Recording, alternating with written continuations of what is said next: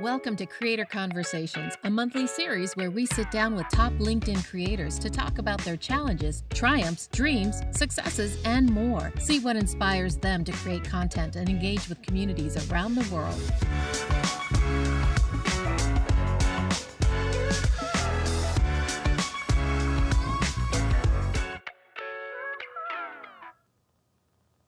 Hi, I'm Scott Rising, welcoming you back to another episode of Creator Conversations.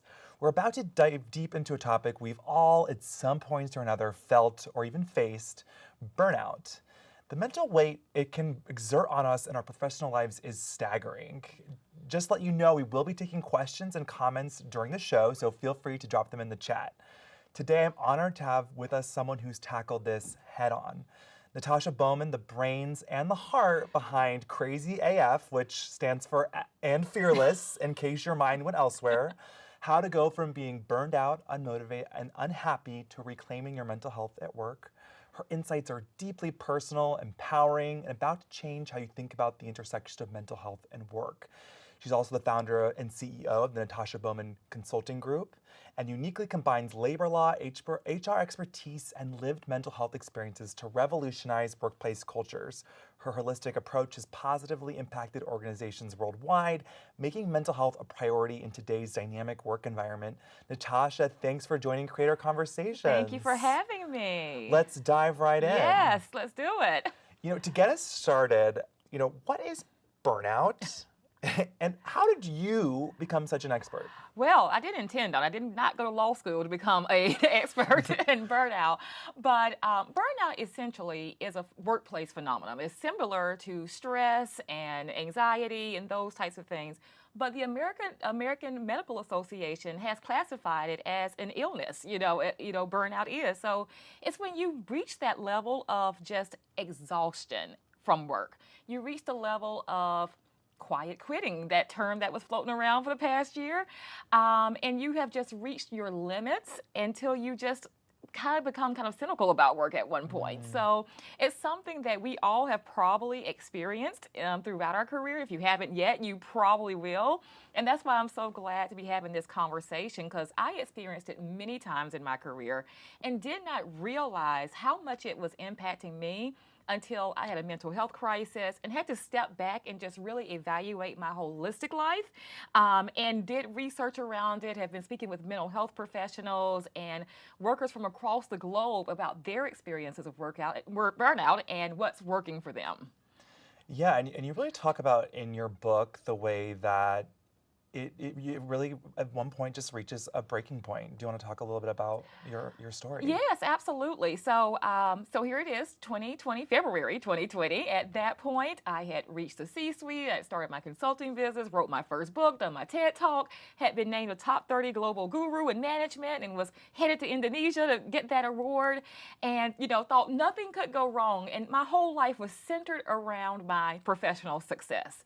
And then that next month, when COVID happened, and all of those engagements were canceled, schedule clear, and I realized how much my identity, my entire life, centered around work.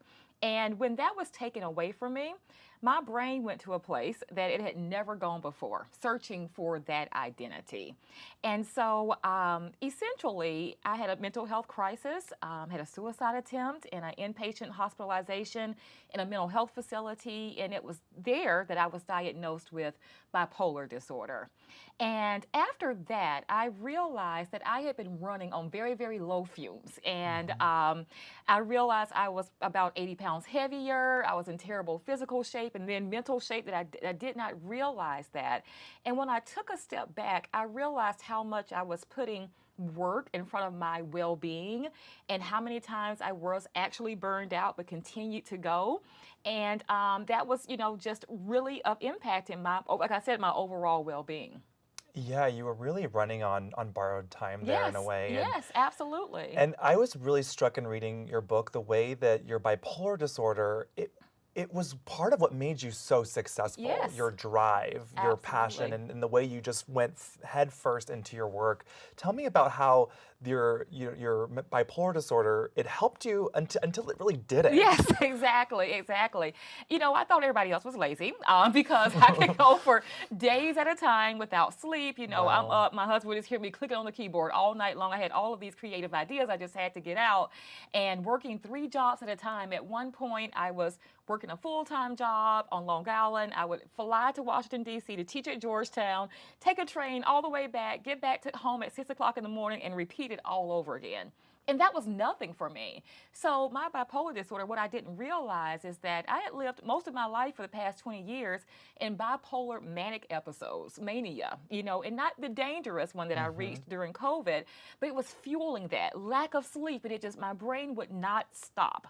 And so it was channeling it into work. So it really did fuel. I've reached, like I said before, by that February of 2020, I was able to check off all of those professional goals that I had on my list at record time. I was beating my time frame from it.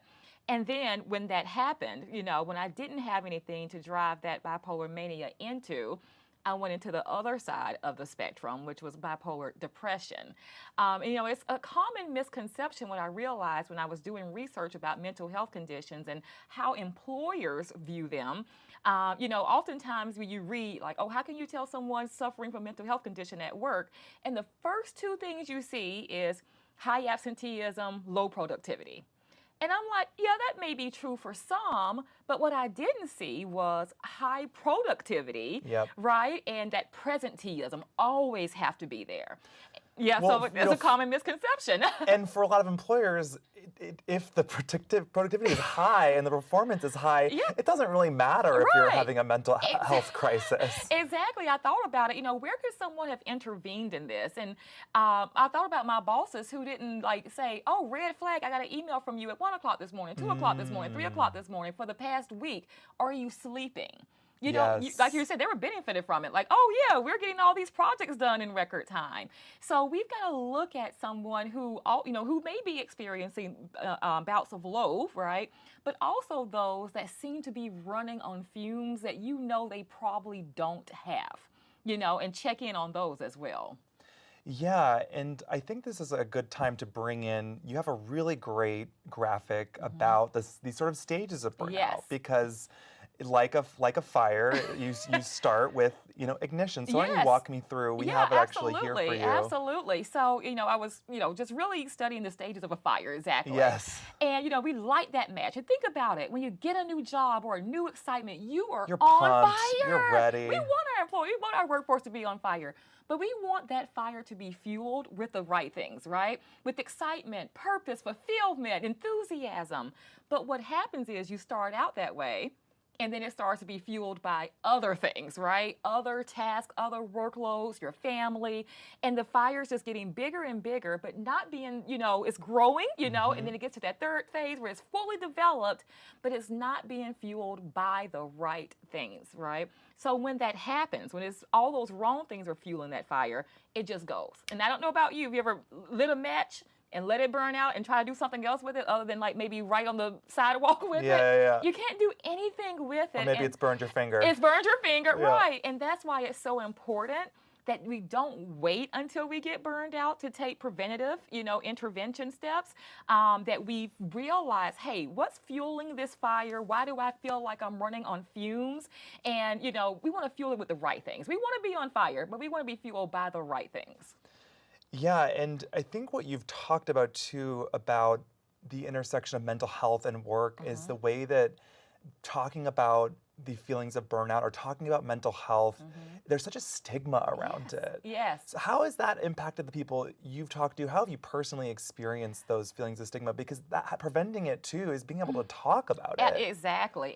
You know, many people like me in marginalized identities, multiple marginalized identities, we've always felt like the bar was set a little bit higher, right? So I never felt agency at work to say, hey, maybe this is too much, or even just think about being tired. I felt so honored, if you will, to have these high profile positions, you know, and when you're in a household, like, oh, just be grateful for, you know, these opportunities. So therefore, I didn't feel like I had agency to say, this is too much. You know, I'm moving too fast. You know, those types of things. It's like, be grateful for all of these opportunities that are coming towards me. And I think that, you know, if we think about people, no matter what your identity is, in these uncertain times, in that uncertainty, we have that level of gratefulness, and we have this job insecurity and things like that. So we don't feel like we can say, hey, don't give me that extra workload, or a layoff just happened. What's going to happen to that person's work? Is it coming to me? Because my, you know, workload is already full. So that, you know, that stigma of, if I say I have too much or I'm overexerted, means that we're lazy or weak or not ambitious. We've got to look at that differently. I now admire people who say, hey, I'm taking time off work, or don't respond to an email if I email them and get that out of office reply. You know, sometimes I would always have it on, but I was going to still, you know, email you back. So we've got to look at, what does success look like, you know, for ourselves, for our teams, in a different way.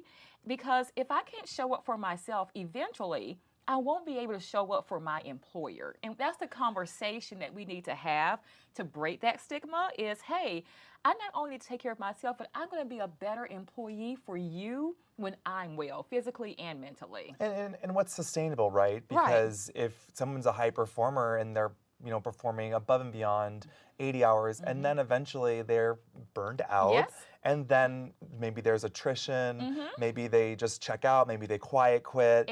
So maybe in the short term, this overworking, this high productivity, if it's not sustainable, then in the long term, it's actually detrimental to both the employee and the employer. Yes, and we've seen it with, you know, professional athletes. You know, Simone Biles at one point, you know, headed to the Olympics and like, you know what? I'm going to put millions of dollars like away because I've got to step back. Naomi Osaka, same thing. My mental health is being compromised. I need to step back. Eventually, I don't care how successful you are. You're talking about, you know, Olympic gold medalists, you know, and champions in their fields. You know, at one point, you're going to reach that level. So again, as a manager, as a leader, you've got to think about your long-term strategy, not just meeting those short-term goals. You know, you could reach those short-term goals, but you're not going to reach that long-term strategy unless you ensure everyone is well, and that is holistic wellness.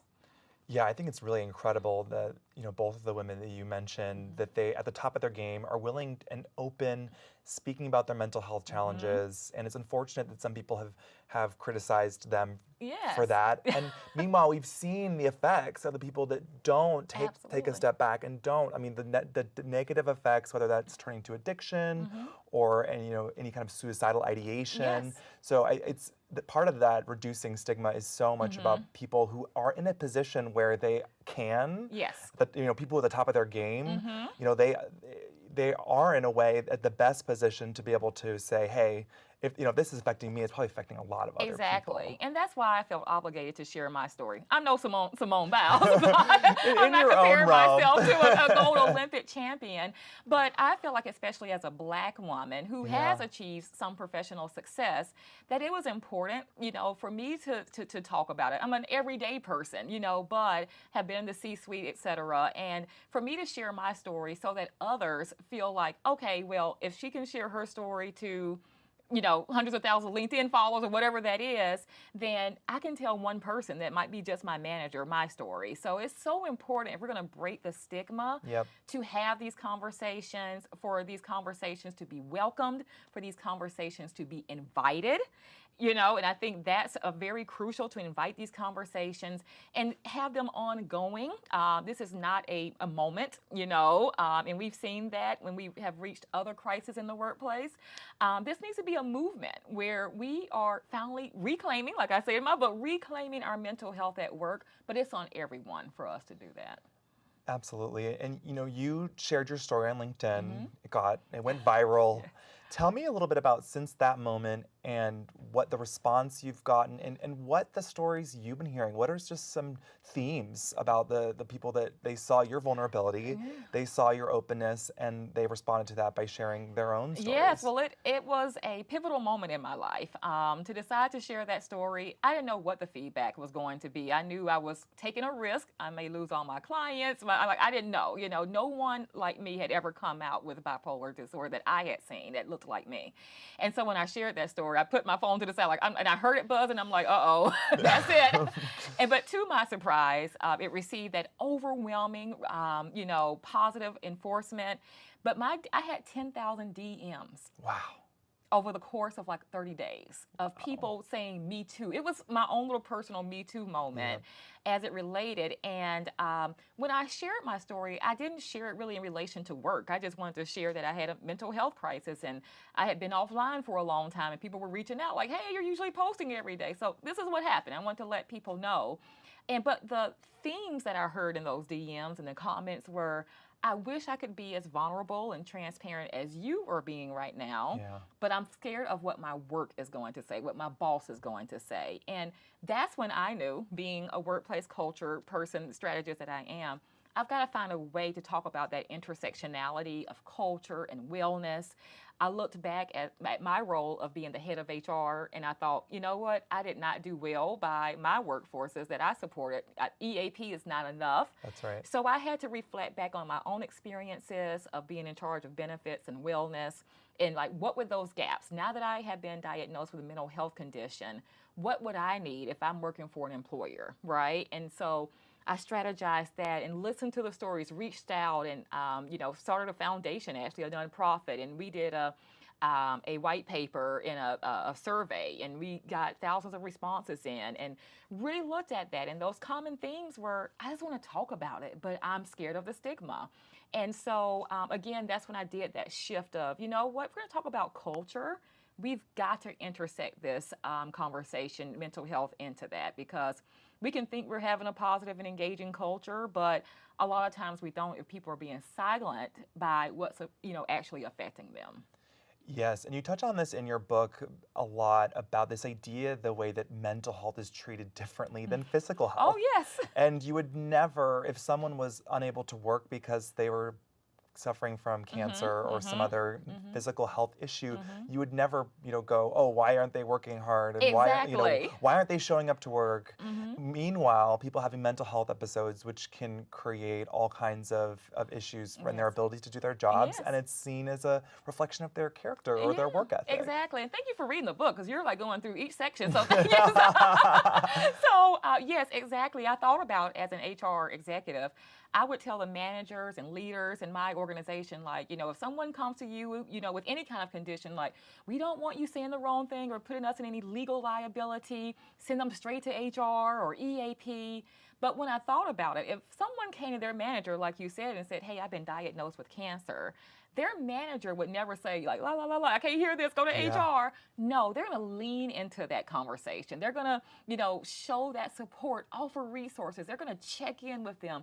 They're going to want to know more about, how they can support them. We've got to look at it the same way. There's some inequities there as it deals with physical and mental illnesses. And so we've got to make that more equitable and have those same conversations, offer that same support that we would for people that have, visible or physical illnesses. And so that's another step in that direction, is think about, what if this person was telling me something that I'm able to relate to a little bit more, and show a little bit more empathy. Just reframe that conversation in your brain so that you can lean into it a little bit more. Yeah, that's such a great point. And we did a poll on LinkedIn to actually ask people to share what was the cause of their burnout, if they experienced it. Yes. So the options were excessive workload, lack of control, life responsibilities, or emotional physical health.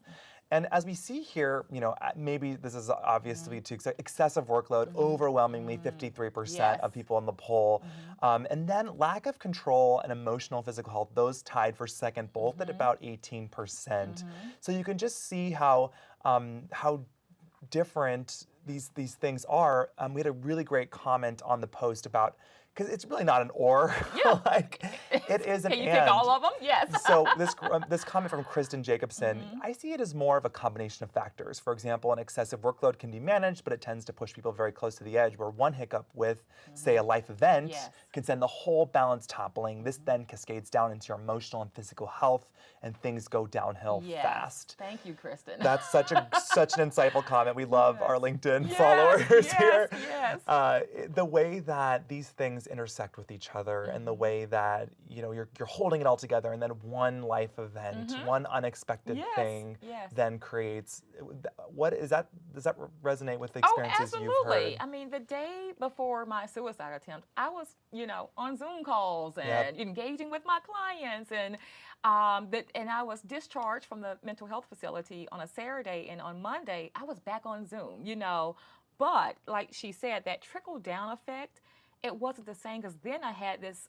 When you say excessive workload, I didn't just have excessive workload, because now I'm secretly seeking treatment and I'm carrying this secret around with me. And that just wasn't healthy for me for several months, to carry this secret, carry this burden, if you will, of not sharing, like, I'm going through something and I need to take time off. I didn't know how to say that.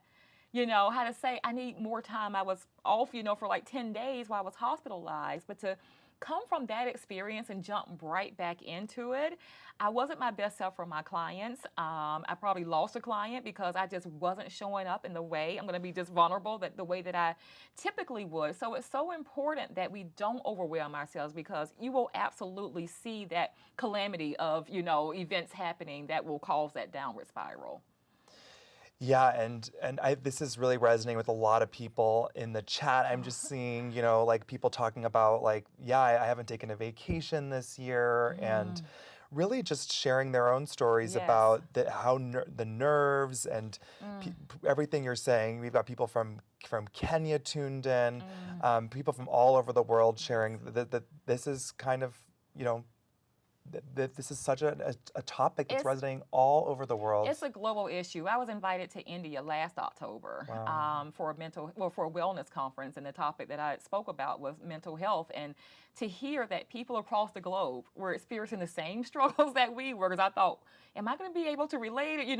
It was the same thing. It was no difference of what people were experiencing in the U.S. workplace. And I get those messages globally. It's the same thing. So we've got to find a way. This is a global crisis. The World Health Organization has said that. In fact, they have published guidelines around it. We're seeing more global organizations like, hey, we're hearing the same thing. We've got to do something about it. But how do we trickle that down to that middle manager, that person that really makes a difference, right? Because, there's a study done that says the person that impacts your mental health more than your spouse or your provider, it's your manager. It's your manager. So how do we get them to realize, right, that, hey, we've got to stop and pause and do something about this crisis? Absolutely. And I really want to talk about what we all can do, whether from the individual, for themselves, for the people around us, for the people that report to us. Jane here in the chat says identifying our toxic habits or work culture. I think a lot of people don't realize, managers and senior leaders, that they are modeling certain behaviors. Oh, yeah. If you're a senior leader, take that vacation day and take that mental health day, normalize that mental health day for everyone around you. Exactly. That's the first place you start. I always say that, model the behaviors. If you have unlimited, take your PTO. If I don't see my boss taking their PTO, I'm not going to take it. If I have flexibility in my work where I can work remote or work at home, but my boss is always at work in the physical work environment, then I'm going to feel compelled in some way to go in, because I don't want to deal with proximity bias. So modeling what you're preaching on behalf of your organization is one of the first things you can do, right? We're looking to you to set the culture for what the expectations are, right? So if the expectation is that you take care of your mental well-being, I need to demonstrate that I'm doing that. And that means that I'm not emailing at all times of the night. I'm not, I'm taking my PTO. I'm being vulnerable and saying I'm taking a mental health day, whatever that is. But vulnerability, transparency, and modeling on behalf of leaders is definitely a first step in the right direction. Yes, and I want, as much as I want to help people and have great advice for them about what they can do for themselves, these problems are structural, Mm-hmm. and the environment, the work culture, the policies, everything contributes. All of that being said, if you're in a situation where I don't feel like I can be open, the stigma is too much, this workload is excessive, and none of this is going to change, then Natasha, what do I do? You've got to just take matters into your own hands. And we all have to work. I'm not telling you to walk out of your job, but you've got to find a way, right? Because your organization has structure and you should have structure. And that's what I had to find for myself, is that now I block out the time on my calendar like it was put on there by President Joseph Biden. Like, go for that walk, and I get my walk in because that's what's good for my mental health. I have achieved what I like to call work-life harmony, because work-life balance does not exist. Let's throw that in the trash. There's no way you're going to have an equal amount of either. So we want to harmonize it. We want to bring the beautiful things that from our personal lives into our professional lives and vice versa. So where I have the opportunity to bring my daughter somewhere for us to share experiences together while I work, I do that. And she's in the studio with us right now. Do not put the camera on her. She will kill me. But, and then vice versa. If I learn something new through my work, I bring it home and talk to my husband and my kids about it. Like, hey, have you heard this? What's your take? Or how would you respond to this? So that's bringing it together, right? And putting the importance, again, on my calendar about my well-being. And that's what I encourage others to do. But most importantly, though, you may feel like you can't have this conversation with your manager about, hey, I have excessive workload. I'm not trying to be lazy or anything.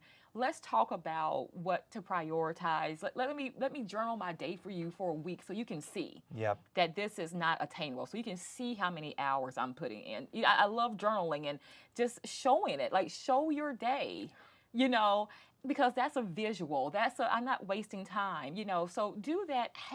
You've got to have the conversation, because eventually, like we stated earlier, if you don't have the uncomfortable conversation and you lead it now, your manager's going to sit you down one day later on and have an uncomfortable conversation with you. Uncomfortable conversation. Exactly. So let's get ahead of that. Yeah. At least give it a shot.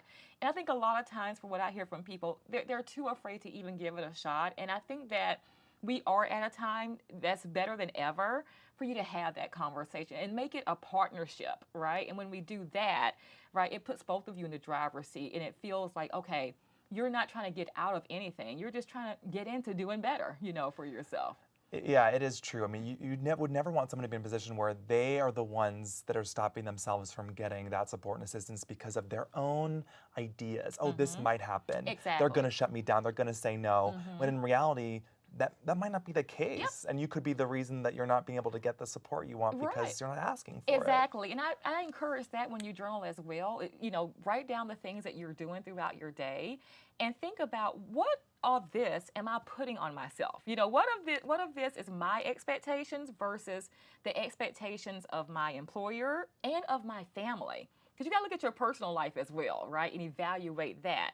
So, and when I did that, I realized, a lot of the things that I was doing to overexert myself, flying down to DC to teach, that was on me. Self-imposed. That was on me. So really evaluate that. And then if you have that conversation with your manager, take that back and evaluate it, And it takes some time. It's not an overnight thing. If you break your shoulder or your arm, what happens?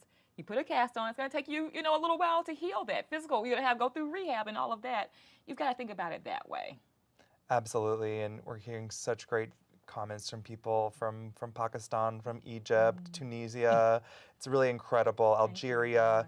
Ijeoma says, schedule at work is very key. Place priorities first. When done, strike it out. Don't try and do it all at once to impress your boss. Yes. Exactly. It's a lot of high achievers that are experiencing burnout, and it is because they want to do a good job and they really care. And then there reaches a point where they have no energy left. No energy left, and so many people exited the workplace, during COVID or didn't return after, and those people were those high achievers, and it was, I've been chasing something that actually doesn't exist. That's what I had to realize, is that there was no goal for me, and so Therefore, I was going to always be running on that hamster wheel. So put those goals in place, stick with them, and be flexible to readjust them. You know, if you want to read something in 5 years and it's burning you out on the way, put that goal post out further, right? Nobody's putting that goal but you. You're the only person you need to answer to. Absolutely. And I think sometimes people they think if they reach this one accomplishment that their life is going to dramatically change. Yep. Oh, everything's going to be great once I get this Yes. one thing. And then the It's goalposts never move. ending. I mean, It's never, believe me from experience. You know, it was, if I could just make VP, if I could just make this salary, if I could just do this, all of that kept happening. And I kept just putting that there. So why don't we make that goal to be well, physically and mentally well? And whatever comes with that, comes with that. That is, such a great note to end it on. Oh. We could talk for hours about this topic. Yes. I do want to give you one last chance. Any final parting words, advice, things we didn't get to talk about that you want to leave the audience with? Probably so much. But, I just want to go back to what I just stated, last is make your final goal on a daily basis, on an hourly basis, on whatever works for you, right? Is what I'm doing right now making me mentally and physically well?